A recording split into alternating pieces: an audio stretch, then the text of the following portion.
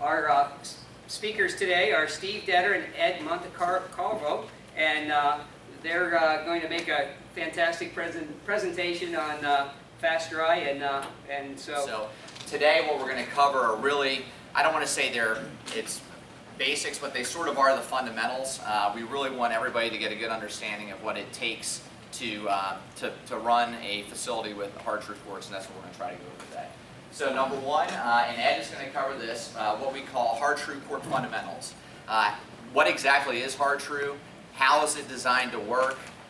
What are the different components of it? Where is it manufactured? All those sort of things, that background information. Ed's going to cover that. Then we're going to segue from that into Har-Tru court construction. It's very important to understand how the court is built, particularly built correctly, because if you build a court correctly, these courts should live forever, in essence. So it's important to understand what those components are of good construction for a Har-Tru tennis court. We're then going to talk a little bit about the basics of Har-Tru court maintenance, what you need to do on a daily, weekly, monthly, annual basis to keep your Har-Tru tennis courts in top playing condition. And we're going to finish off with a little bit of information about a Har-Tru Lifecycle. Har-Tru clay tennis court is not all that different from us. It's a living being, and it goes through different stages of a life. And there's different things that you have to do for the court to help it perform at its peak capacity throughout the entire life of the court. So we're going to finish with that, and then of course we'll hopefully have plenty of time for any questions that you might have. We're here to understand what your issues are and hopefully maybe give you some insight and solutions to those. So I'm going to turn it over to Ed, and Ed's going to go through the Har-Tru fundamentals. Okay, can you show me where the... Actually, the remote is not there, so I'm going to sit down and I'll just click it through for you. Okay, so I'm going to go through the Har-Tru fundamentals. A lot of this stuff you may know already. Some of it may come as a surprise to you. But as we go along through this, if you have any questions, just feel free to ask as we go along. This rock right here is a very unique stone. It's mined in Charlottesville, Virginia. It's a very hard, angular stone. That's one of the secrets that makes this surface work. And when we mine this stone, we blast huge rocks out of this quarry, start with rocks the size of this room, but as we continue breaking this stone down, you'll notice this rock in the center here is sharp and angular. And as we continue crushing it, the rock continues to crush in these angular pieces, and that's what allows this rock to lock together. And so that's one of the secrets right there that I want you to remember, because without that angularity, the surface would never be able to lock together and form a unique, stable playing surface, and yet hold together and allow water to drain down through it. It's also a natural green stone. There's nothing artificial added to it. If you look at it under a microscope, you see little green specks. That mineral is known as epidote. But overall, the rock is known as metabasalt, which is a very hard rock, volcanic in origin. And there's only one vein of rock where you can actually find this, and we just happen to be fortunate enough to be on that vein. Okay, next slide. So here's our quarry in Charlottesville, Virginia. This is where we're currently mining this material. Right now we're at about 250 feet down after about 75 years.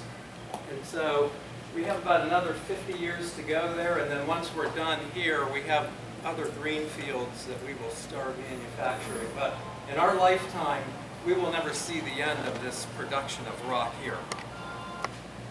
Okay, so the next slide. In case you don't know where Charlottesville, Virginia is, we're 90 miles south of Washington, D.C. Charlottesville is the home of University of Virginia, Thomas Jefferson. We're close to interstate traffic, so we ship worldwide from there, and we can cover all of our northeast, southeast markets. But by far the biggest market for the clay courts is in the southeast, and Florida is the #1 market for clay. Okay. So here we go again with the sharp angularity. That's one of the secrets. The other secret for keeping this material together is the thickness that we recommend. We've been through a lot of trial and error for construction, and we have determined that when the court is first built, it has to be built with 1-inch thickness of Har-Tru. If you go with any less than that, you can run into problems with it. And then water. Water is the glue that keeps this material together. Without water, the material would just fall apart. So with the right combination of different sized particles and the angularity to hold the material together and the water acting like glue, you have a surface that you can play on all day long and not have it fall apart, but yet when you have a heavy rainfall, the water goes down through it and runs off, and yet dries quickly after a rainfall so that you can get back out there and play sooner than you could playing on a hard court or any other surface. So very unique surface, very easy on the body, a cooler surface to play on, as everybody already knows. But as we get further into construction and maintenance, you're going to learn that this angularity and this particle size distribution that we're going to show you is really important for the longevity of this court. As Steve said earlier, if they're built correctly and they're maintained correctly, this court will last indefinitely because there's really nothing that can go wrong with it if it's built right and maintained right. Okay? So we talked about particle size distribution. And I'm not going to get too technical with you, but we have a certain recipe of different sized stones. If you imagine this room full of baseballs, basketballs, ping pong balls, different sized particles that lock together so that there's as many particles of different sizes as that you can get together to lock with minimum amount of airspace in between. And so here's our recipe over here. We use different sieves. So if you see a number 14 sieve, that means we have a screen with 14 equal size openings per square inch. And we want a certain percentage of those rocks to sit on top of that sieve. And then we have a 20, a 28, 35, all the way down to 100. So we use screens that have 100 equal size openings per square inch. We want to make sure that 2 to 8% of the rocks sit on that. So we've gone through a lot of experimentation over the years to make sure this recipe is just right so that everything locks together. If you didn't have the right recipe, after the first rainstorm, the material would just fall apart and just wash away. So over the years, as you maintain your court, things start to happen on the top of that surface that we're going to talk about that affect this recipe. And we're going to explain to you a lot of what you've already been doing, but we're going to explain a little bit of the science behind it, and it might help you understand a little bit better as to what you're doing. We also mix, if you have an above ground water tennis court, we also mix in a material called Gypsum Binder. It's the same material that a cast is made out of, and the Gypsum Binder is a temporary binding agent that keeps the material together just long enough for the material to hold together so that the builder can get in, build the court, and get it rolled tight, get the line tapes on there, and then get the court open. But just only a month after that, the gypsum binder, all the properties are basically gone. So that's just a temporary binding agent. Okay? So here's the full inch. After the court is built, you can see that there are no layers in there. It's a uniform 1-inch thickness, and that's what you want to try to maintain over the life of the court. In South Florida, where you're playing on the court year-round, and you go through a winter where there's minimal rainfall and maximum play because everybody comes down here for the winter to play, the environment that's created is such an environment where you have minimal rainfall to wash your finer particles off, and we'll talk about that later, but you become susceptible to compaction, and we'll talk about that later, but that's something that can affect the top half-inch of your surface, and we want you to be aware of that. And then when you get into your rainy season, some of that material can be washed away, and it affects the top part of that granularity. Okay, next slide. So here's the Here's how the gypsum binder works. So this material right here, looking at it under the microscope, is much smaller than a grain of salt. That's what it looks like when it's dry. And as it starts to get wet, after Steve builds a court and they water it, the gypsum binder swells up like little cotton balls, and the gypsum wraps around the particles of Har-Tru, and then it starts to dry like a glue. Okay, and then on the next slide you can see that as the binder starts to set up, you might have to hit that one more time, as the binder starts to set up, these little spiny pieces come out of it, and then they hold all these Har-Tru particles together. But the minute you start to brush with a drag brush or a steel bristle drag brush, and you start to roll your tennis court and water it, all the spines start to break down and wash away. And then after about a month, all of that's gone, but by then you will have rolled your court so many times and watered it and played on it, it's firm, you don't need the binder anymore. So over the years, we've heard people say, well, you know, there's still binder in my court, maybe that's why my court is hard. After 30 to 40 days, the binder effect is gone, so you don't have to worry about that. Okay, next slide. The other thing that we want you to be aware of is that on every bag of Har-Tru that you buy, there are instructions on the back that are in both English and Spanish for people at your club. So if you ever have any question of how you should be using it, you could call your supplier or you can just read the bag. So that's what the Har-Tru with binder label looks like. And if you look at the next one, this is the Hydro Blend bag right here for subsurface irrigated courts, and then the next slide shows the coarse blend material. That's just the largest particles of the mix. Do you want to explain just for real quickly the differences between those three materials and where they're used? That might be Right. helpful. So we'll start right here and go backwards. So the coarse blend material is just the largest particles of the Har-Tru mix. It almost looks like the dead material that you take off of your court.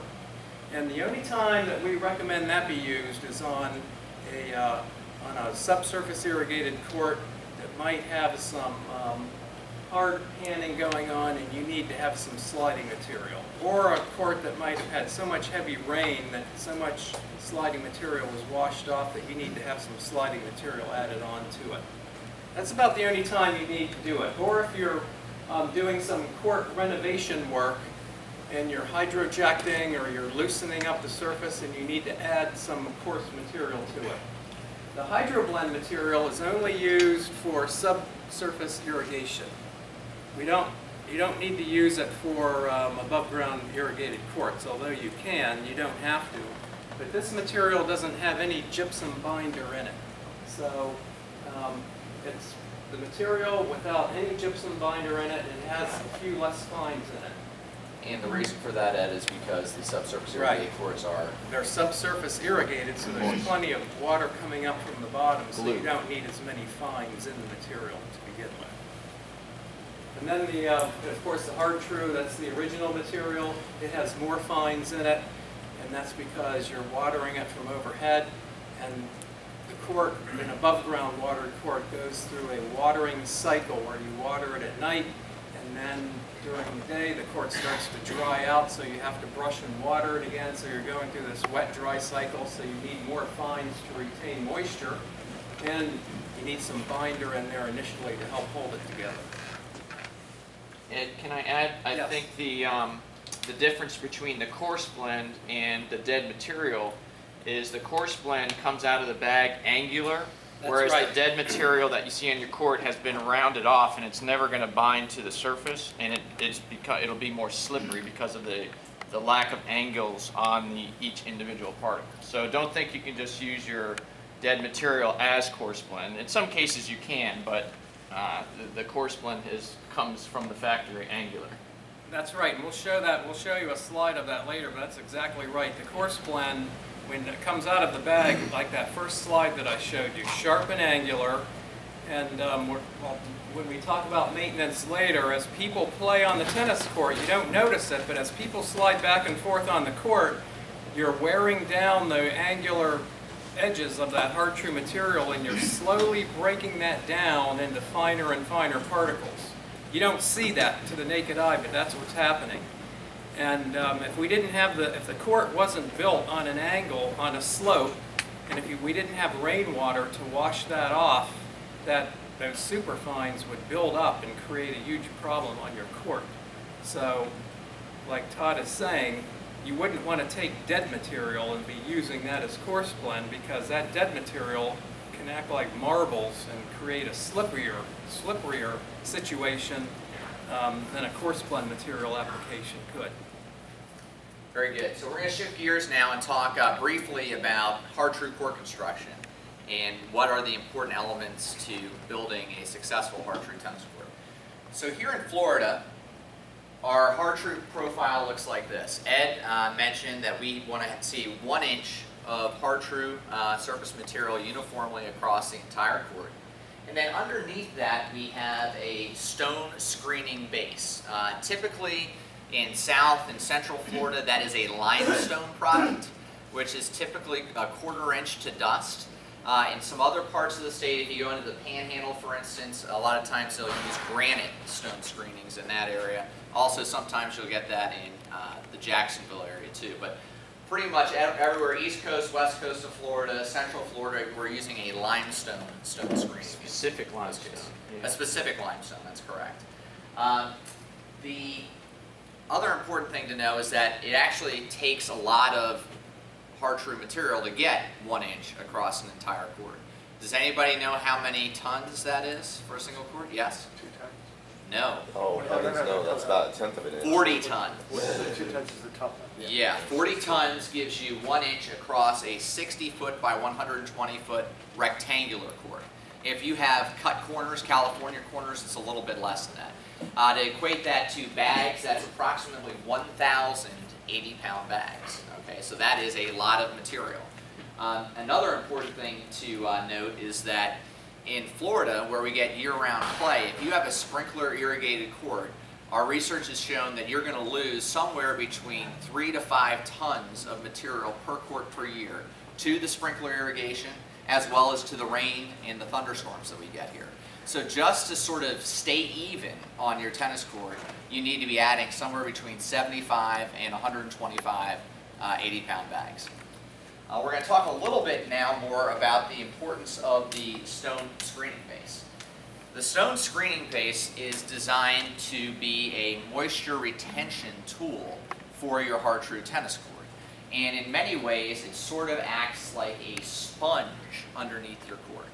The way that a Har-Tru court is supposed to work is that when you surface irrigate it with a sprinkler system or get a rain, that moisture is super saturated into the Har-Tru material and then goes down into the base material. And the idea is that that moisture is held or retained in the stone base until it's needed by the Har-Tru material again. And the process by which this happens is capillary action. So what this diagram shows is that this is a two-way street. So when you water the court, the Har-Tru material gets super saturated and then the moisture leaches down into that stone screening base. And it stays there, and then as the day goes on, evaporation starts to occur, it gets hot, that moisture is drawn back up into the Har-Tru material and helps to keep that green. And another important part of the 1 inch of surface material is that is the ideal depth to retain that moisture, okay? If you have a 1/4 of an inch or an 1/8 of an inch or a 1/2 of an inch, that moisture does not stay in the court as long. And so it'll dry out, it'll get dusty, those sort of things. So that's why the 1 inch of material is very important. And we have a diagram here that explains capillary action. And I actually think I'm going to have Ed talk about that because he's the true scientist rather than me. Can we get back to the other Yeah, slide absolutely, just for a minute? Yeah. And so the other thing about capillary action, when you're watering, first of all, how many people here have above ground watered courts? You're watering with sprinklers. So more than, about half, maybe more than half. Steve mentioned a water reservoir, the sponge. The thing that you have to remember when you're watering your court is when you're watering, you have to get water through your Har-Tru down into what Steve calls the sponge. Otherwise, you're not going to have enough capillary action going on the next day to keep your courts damp, and your courts are going to dry out sooner, and then you're going to have to do more afternoon maintenance. So the secret is, at night, watering more than one time during the night, sometimes 3 times during the night. Get on the court as early as you can, water the court, and maybe even take a stopwatch or note how long it takes for the water to go down, and then run another cycle, and then maybe even another cycle. Get the water down into here so that the next day the reservoir is full. And now we can go on to the next slide so that this capillary action that Steve is talking about, we can explain this. As water starts to evaporate from the top of the court, it starts to pull water from the sponge Steve talked about, but it can only pull water if water's there to pull. If you take a wick and an oil lamp and you stick it down in there, it's the same principle. Water doesn't penetrate into the stones. It just starts to work its way into the top 1,000th of a millimeter of a rock. The rocks don't get saturated. The rock, each rock particle only has a film of water around it. And so you have all these rock particles with a film of water around it, and as water evaporates from the top, the capillary action starts from the bottom, and these little particles, the water just starts moving upward from this capillary tension, and it'll continue pulling up until there's no more free water to pull. So the more water you have in your reservoir, the more capillary tension and capillary action you have going on, and the damper it's going to keep your court into the afternoon. So the better watering job you do at night, the less afternoon maintenance you're going to have to do during the afternoon. And just to be specific about that, what Ed is saying is that rather than just doing one watering cycle of, let's say, 4 in the morning, you do one at midnight, one at 2, and then another one at 4, all shorter durations. And that way you have a better chance of getting that sponge, so to speak, the stone screenings underneath your clay, super saturated. And of course, the other part to understand is that there is no capillary action in dead material. In other words, there's no moisture coming through this dead material, which is why it's important to make sure that you're scraping that material off. And when I say scrape, I'm not talking about digging deep with a loop. We're just talking about a light removal of that dead material. So another big part of successful Har-Tru tennis courts construction has to do with slope. Okay? Although some of the moisture is super saturated into the Har-Tru material and goes down into the stone, the majority of the water that you get with a rainstorm, and even frankly with some of the watering that you do, is a runoff off the court. Okay? And because of that reason, Har-Tru courts are built with a slope. Now, the American Sports Builders Association suggests a 1" in 24 slope to a 1" in 30. We build, and I think most of the builders here in Florida build with a 1" in 30 foot slope. And to give you some idea of what that means, if you're sloping a court from end to end, there's a 4" fall from the high side of the court to the low side of the court. If you're sloping it from side to side, it's a 2" fall from the high side to the low side. So that is incredibly important because you need to have that drainage for the court to work very well. All of the courts that we build today are built using laser-guided grading equipment. And that's because the importance of getting the slope right is, cannot be underestimated, underappreciated. It's imperative that you get that 1" in 30 foot slope from end to end or side to side. 2 other interesting things about court slope that I would mention. Number 1 is, as a court builder, we always want to drain the courts the shortest distance we possibly can. So if you have a single court, we're going to want to drain that from side to side. If you have a 2-court battery, technically it doesn't matter because it's 120 feet either way. However, our personal opinion is to take that lengthwise. Here's why. because you only have 1, 2, 3, 4 lines to go across when you're draining it that way, versus if you drain it side to side, you have 10 lines that you're draining it across. Another interesting point on slope is here in Florida, we always try to slope the court from south to north if we can. Does anybody understand why that might be important? Here's why. Because in the winter, which area of the court is going to get sun if you do it that way? The low area of the court. Okay? If you drain a court from north to south, if you have windscreens on your court, that southern end of the court is not going to get a lot of sun, and that's a problem when it comes to growth, algae formation, those sort of things. So again, it goes back to the principle of designing your facility correctly and building it correctly. If you do those things, you save yourself a lot of heartache, I'll put it that way, in trying to keep the courts in great playing condition down the road. Now, okay, a brief overview of Har-Tru maintenance. So on a daily basis, what you're trying to do with a court, what I call the grooming cycle, is to, after play is done, you want to groom the court, okay? And the reason that you're grooming the court after play is not so that it looks nice and brushed, you know, for the next group of players coming in, which is probably what your members think. That's not the case. What you're trying to do is actually move that material around the court into the low areas and to agitate the court at the same time. And what I wanted to show here is that there are a variety of different tools that you can use for this daily grooming, okay? And we're not saying that because we want to sell you all these tools. We're saying that because they are different, they're different things for different purposes. And these are arranged here in order from least aggressive to most aggressive, okay? So, when we build a new court, whether that's an FDC hydro court or a sprinkler irrigated court, or if we do a major resurfacing where we're putting 5, 10, 15, 20 tons on a court, we recommend that for the first 2 to 4 weeks after that project is completed, you use a very light brush, like an Aussie clean sweep or a standard 7-foot drag broom, which has 2 4.5-inch rows of soft bristles, right? Yeah, or 3. Or 3, yeah.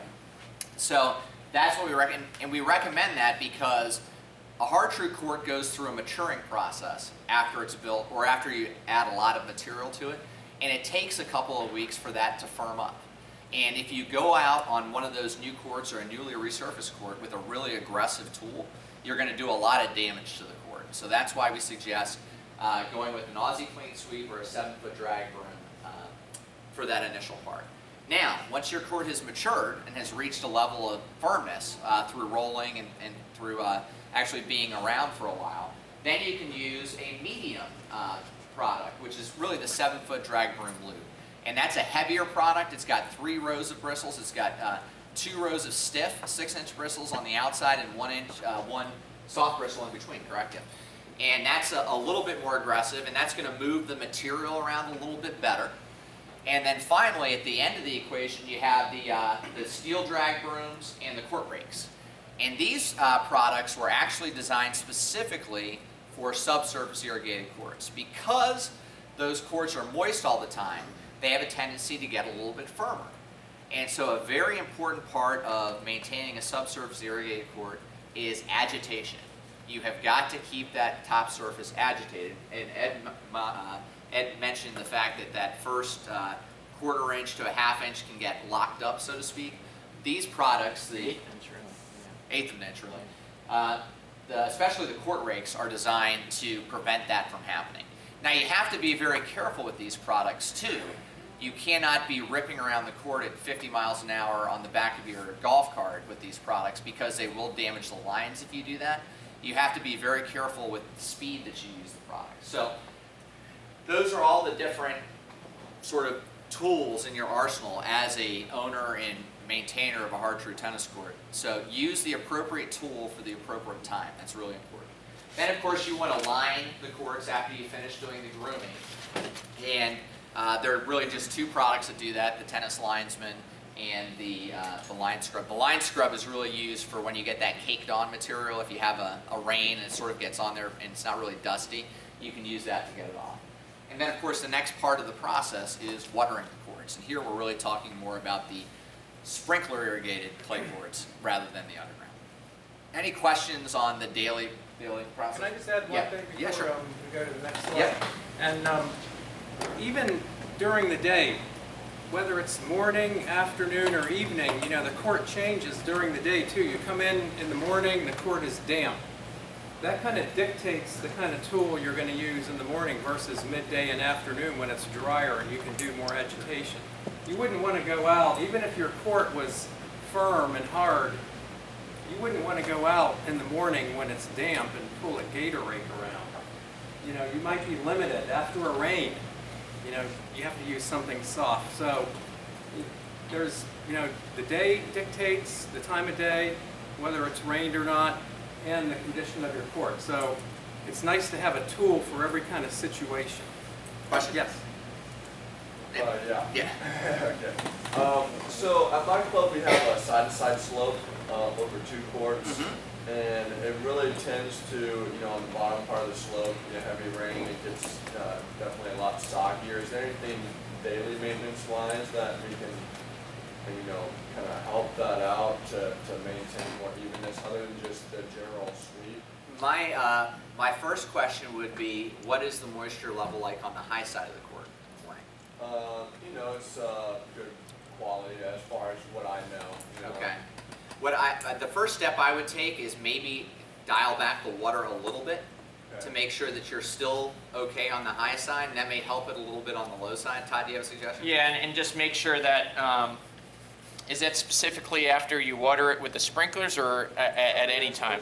It's typically more with the storm, like a storm, And do you- which I'm sure is going to happen to some extent, but you know, what will happen is that over time it just continues to get, you know, worse and worse. Do you have trench drains, or is it a natural drainage outside of the court? Because you could have something that's impeding the ability for the court to drain. Yeah, That's making I'll tell you what, we're going to actually hit that pretty soon in the slide, because what you're talking about is really not really a daily maintenance issue. It's more of a weekly, monthly life cycle type of the court issue.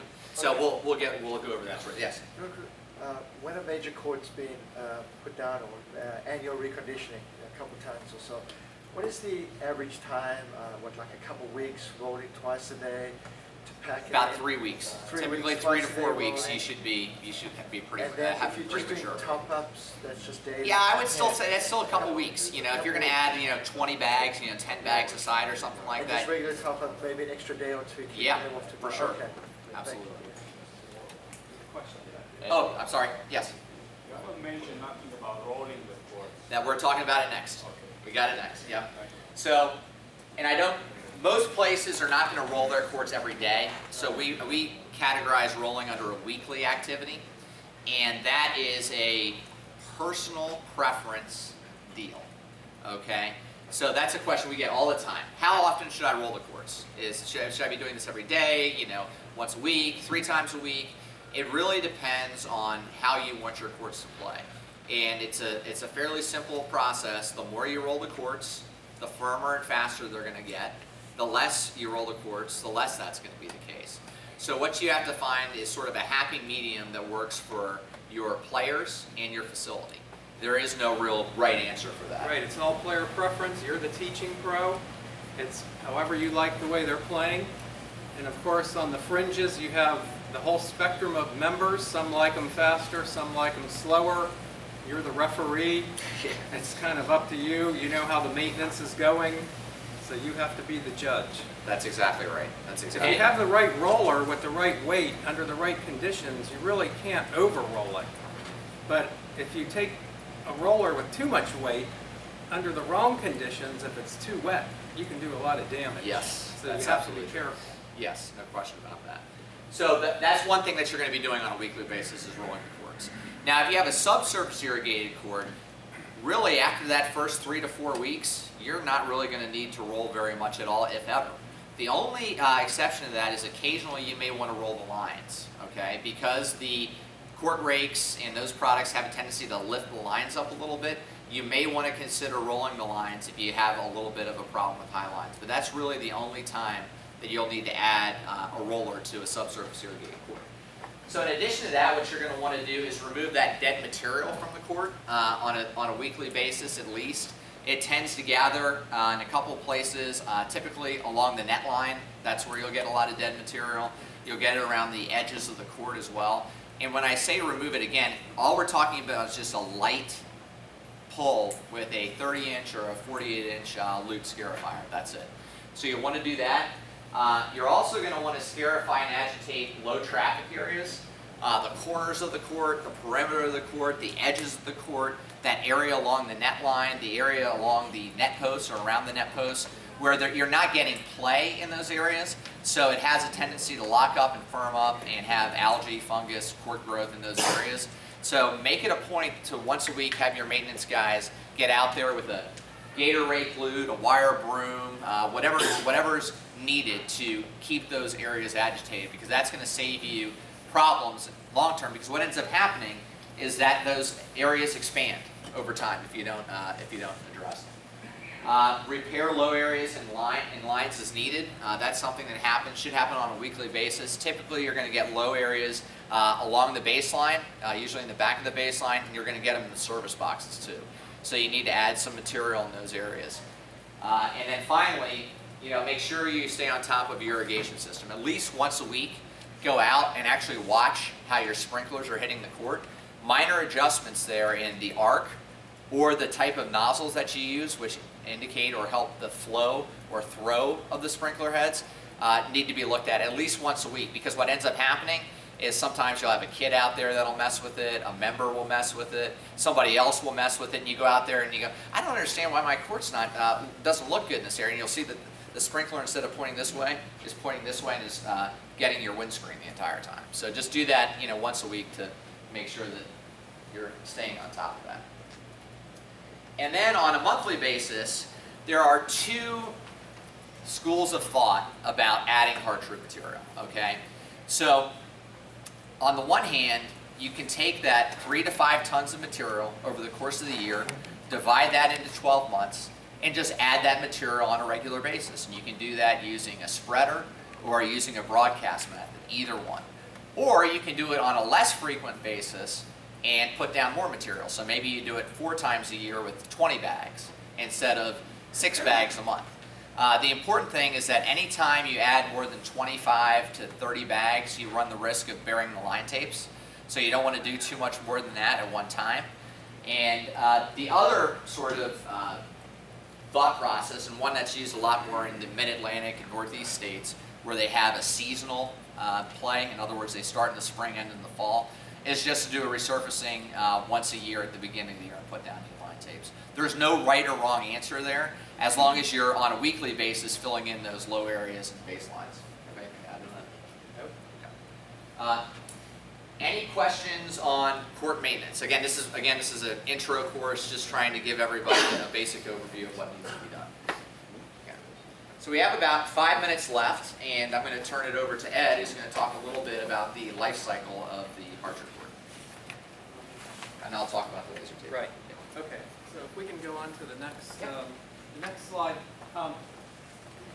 Okay, so one of the things that Steve mentioned earlier at the very beginning of the talk is the courts are a lot like our bodies. They go through changes over time, and if there's one thing that you take home from this, if you have to remember just one thing, is that the court goes through a life cycle.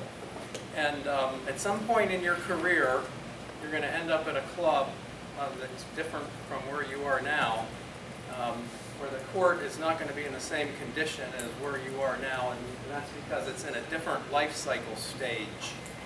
You know, that when the court is first built, the court is new, it's built on a slope, it has an even inch of surfacing over it, but over time, the entire facility changes. The slope changes, the surface thickness changes, the firmness changes, the whole infrastructure starts to change, from the fencing, the net posts, everything. And so, depending on where you are in the country, the numbers in the blue arrows change as well. But down here, where you're open 12 months out of the year, this is kind of what's happening down here. You know, the court is first built, the first 7 years of a new facility. What you're basically doing is annual maintenance, periodic, daily, all the things that Steve talked about. Taking care of your top dressing, making sure your accessories are taken care of, some minor repair work. But as you start to get 7 to 10 years out, you've gone through a lot of storms, the court's had a lot of play. It's time to start thinking about some renovation work on your court surfacing, some regrading, maybe even some surface lifting, because a lot has changed over time. We're going to show you some graphics. And then as you start to get 10 to 15 years out, the lighting system, the curbing, the fencing, it's a good idea to have a master plan in place of, you know, what you're going to be looking at over time. If you belong to a club, most clubs have a long-range planning committee, and if you're not part of it, you might want to think about trying to become part of it, because the long-range planning committee is the committee that figures out what your facility is going to need over time. And if you're not giving input to that committee, then somebody is figuring that out without your input. So you might, and they may not know what needs to be done. And so the best way to find out what needs to be done would be to talk to Steve and find out where you are in the life cycle of your club, and figure out what needs to be done and when, and come up with a master plan that you could then hand over to the committee, and at least get something down in writing of what needs to be done and when. That way it could be budgeted. So, and that's something that can be done for each facility. It's an easy thing to do. It's called a court analysis survey or facility analysis survey. We'll talk about it. It's an easy thing to do. It gives you a current state snapshot of where you are in time in your particular facility. And it's kind of a living document that lives in your club as board members and committee members rotate on and off. This document lives in the club as people come and go. Okay, here, back to the other. It's back to the other. And so the first graphic that I want to show you is basically what's happening on the court itself. When the court is first built, Steve talked about the slope. And so here's a slope right here, 1 inch and 30 feet, 4 inches of slope from one end to the other. And you can see the even 1 inch of surface from one end to the other. But over time, you don't see it. It happens almost imperceptibly. You can't see it happening, and there's nothing you can really do about it but monitor it. The only thing that you can really do is monitor it and make note of it. But as particles migrate from the high side to the low side, the high side starts to get thinner, and the low side starts to get thicker. And then the slope starts to flatten out. And as the slope flattens out, the court doesn't drain as fast as it used to. So all of a sudden, after a rainstorm, you're wondering, why aren't my courts draining as fast as they're used to? And if you don't have adequate drainage on the low side of the court, or if you have landscaping that's higher than the curb and blocking drainage, you might want to think about installing some drainage on the inside or the outside of your court as well. So the slope changes, the material gets thinner, you want to monitor that, and as that starts to happen, there are certain things that you could do that Steve's going to talk about next. So this, I think this is really, yeah, go ahead.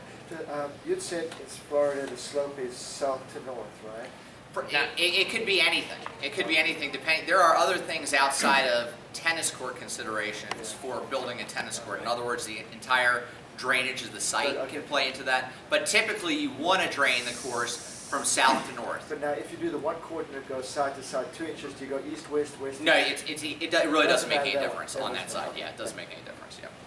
So, and I think we have about 2 minutes left, so I have to cover this pretty quickly. The remedy for this situation where you have the migration of the material from the high side to the low side of the court is what we call a laser-guided or laser-graded resurfacing. And just a brief primer on laser grading. What laser grading means is that there is a control unit right here, a laser sending unit, and you program whatever slope you want that particular laser to see. So, for instance, we were looking for a 1 inch and 30 slope across the court. So those numbers get programmed into the laser.